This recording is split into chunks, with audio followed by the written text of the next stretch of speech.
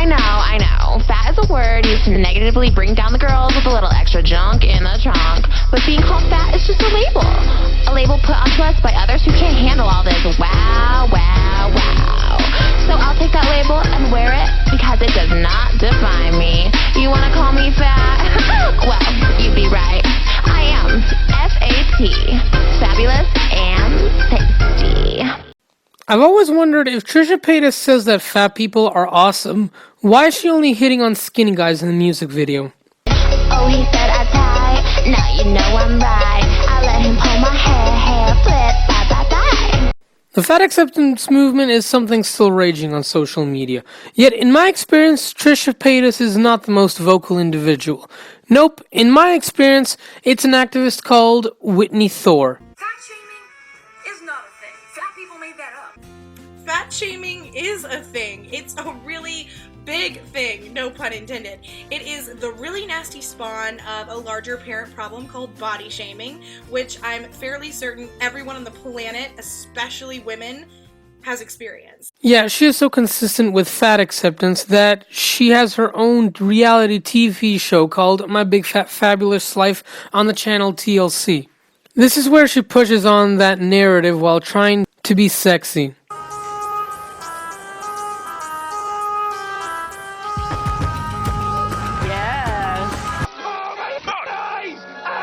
But if you believe the show is authentic, it's time to dive into the dark secrets that are hiding between the lines of this show.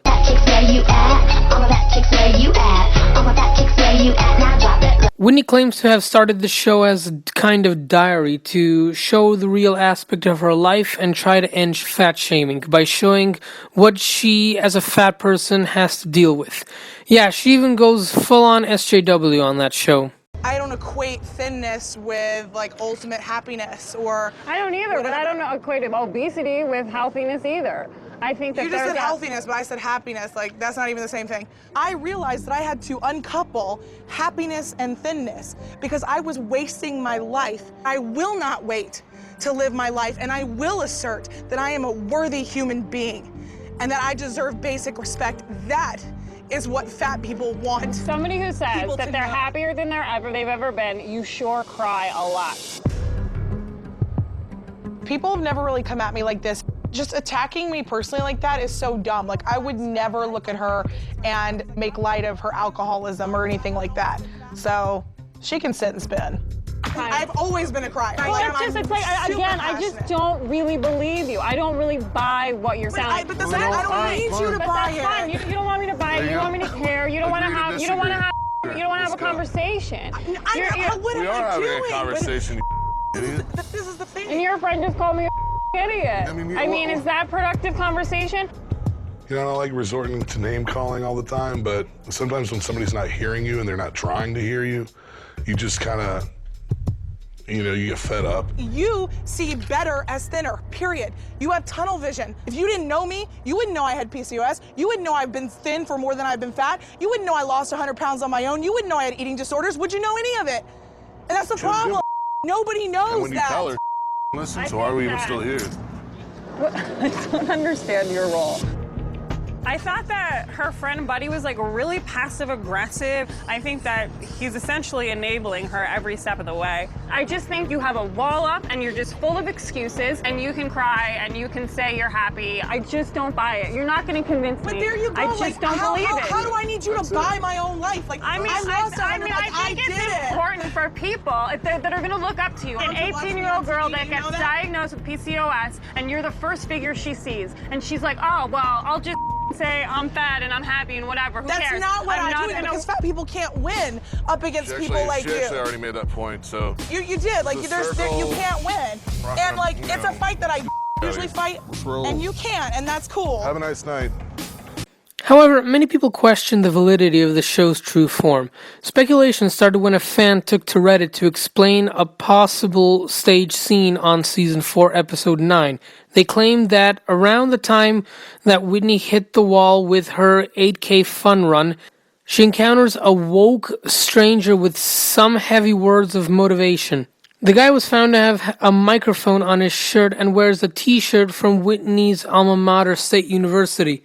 Many wondered the strange coincidence. Another questionable incident was from season 3 when another ongoer who was also found to be wearing a microphone gave the fakest insult to Whitney in a fat-phobic attack. With Kiss 95.1, it's the Maney, Roy, and Loren morning show. I'm just out here interviewing people, talking to them about their Pride experience. Would you be interested in answering a few questions? Nah, I'm okay. No? Okay. All right. Yeah, it's a good thing you're in radio because, nobody want to see your big ass on TV.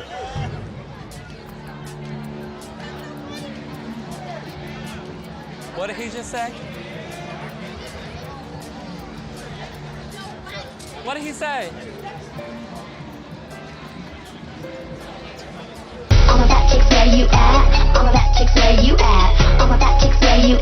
One interesting thing to point out is that Whitney claimed to not have any weight issues until college, but then started talking about how she was bullied in elementary school. Past. The happy, self-assured Whitney fans see on the small screen these days is a far cry from the middle school Whitney who suffered great pain at the hands of unrelenting bullies. In her 2016 memoir, I Do It With the Lights On, the reality star revealed that her young life couldn't have felt any less fabulous. Despite growing up in a loving home and excelling in academics, she was taunted. The boys had taken to singing a song about me called Baby Beluga that ended with, "She's got a whale of a tail." The following year, she went through a growth spurt and slimmed down, but the teasing didn't stop. The Baby Beluga song was replaced with one that mocked her last name. So one must think, why is she contradicting herself? And her credibility is also further questioned when in 2016 she made a video called 5 Misconceptions About Fat People, all of which are incorrect. What's weird is that everyone knows this, so how exactly does it skip over her? Whitney Thore from My Big Fat Fabulous Life on TLC. I want to talk to you guys about 5 of the biggest misconceptions about fat people. That we overeat or that we all have food addiction. It would be that we're not lazy. Some of us are, but some thin people are lazy. And being fat is that all fat people want to be thin. It's easy to believe this because we're taught it from a very young age, is that in our fight for acceptance, we want everyone to find us attractive. Because I often hear the argument like, well, I'm sorry, Whitney, I just don't want to sleep with you. I just don't think you're attractive. I don't think we're actually hung up on whether you find us attractive. About fat people is that we all have horrible self-esteem. It kind of goes back to what I said about a lot of us have made peace and we accept ourselves. You're wrong. All of that chicks where you at. All of that chicks where you at. All of that chicks where you at. You already know about the incident I showed you at the beginning of the video, which proves that she is an SJW. She thinks that she should be allowed to have 2 airplane seats, simply because she's fat. So I usually request that 2 seats are purchased for me. This is just to circumvent any possible negative things that might happen, especially 30,000 feet in the air.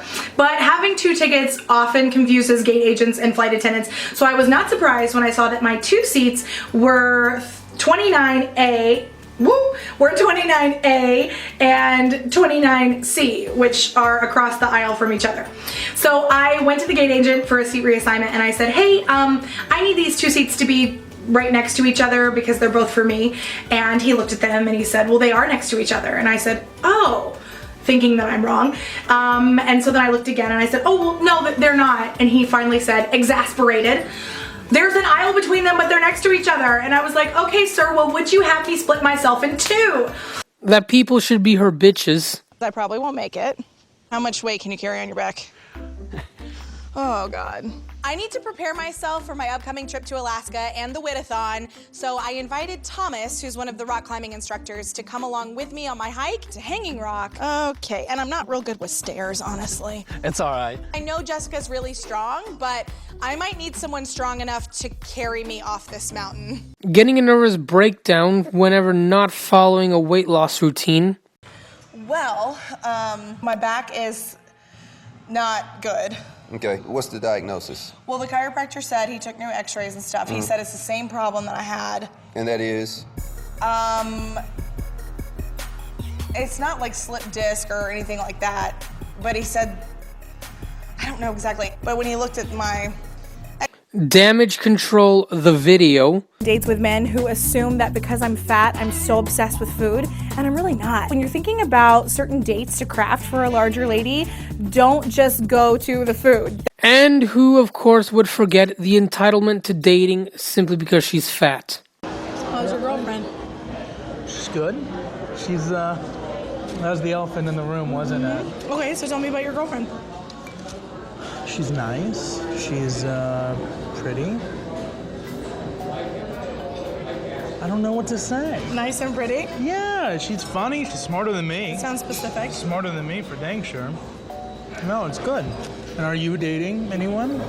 You're on the apps and stuff, Yeah, right? I'm on the apps, yeah. You've met guys. Not really. I don't know. I don't find it that easy to get a date, I guess. And this is all just the tip of the iceberg. Her entire show is an echo chamber of nothing but being a professional victim. You can't see a person's health from looking at them. So the problem with you prefacing your video this way is that the next time you see a fat person, you don't know whether that person has a medical condition that caused them to gain weight. You don't know if their mother just died. You don't know if they're depressed or suicidal or if they just lost 100 pounds. You don't know. Let me really hammer this one home. You cannot tell a person's health, physical or other. All of that chicks where you at. All of that chicks where you at. All of that chicks where you at. Now Miss Thore tries to be so confident with her image that she lifts up obesity as being somewhat better than non-obese people. A good example is her response to Nicole Arbor, where she said a lot of inaccurate things. Are you gonna tell the doctor that they're being mean and fat shaming you when they say you have fucking heart disease? Heart disease, diabetes, high blood pressure, anxiety, depression, these are illnesses that affect millions of people worldwide, from skinny to fat and everything in between. I think you need to look up statistics, Miss Thore. 90% of diabetes patients have type 2 diabetes that comes from unhealthy lifestyles. And in a lot of cases, that's obesity. Don't feel bad for you because you are taking your body for granted. But can you tell how much I exercise by looking at me? Do you know if I took my contacts out before bed last night, or if the Starbucks coffee has Splenda, sugar, or just like a whole lot of skim milk? Do you know that I'm recovered from an eating disorder that I suffered for 7 years? If you really exercise as much as you claimed, you wouldn't be obese. This is something a lot of fat people do. They starve themselves during the day and do their exercise routines, and then they gorge themselves at night right when they shouldn't be eating. And then they complain about how exercise doesn't work. Splash, all of these people are plus size. And if you ask me, that kind of looks like plus really gorgeous, plus really rich, plus really talented, plus really famous and successful, plus really active, plus like, damn girl, you flexible, plus... Half the people you mentioned aren't even obese. So this is what I want to say to fat people. You are loved, you are worthy, you are capable of so much more than you think, and a number, whether it be on a scale or a measuring tape, cannot quantify the value that you have. It cannot count all the ways that this world needs you. It cannot define your health or project your success. Your weight does not measure your worth. So, fellow fatties, I urge you to go seek your joy, tune out the rest, take a little love, just grab a little love right there. Yeah, no, that's just lovely. all of that chicks where you at. All of that chicks where you at. All of that chicks where you at. Now for me, it was the shame of knowing that I was fat, of people treating me like I was nothing because I was fat. And people like that who feel that shame, the last thing we want to do is try to be happy, try to go to the gym, try to take care of ourselves, because being fat in this society teaches us that we're worthless.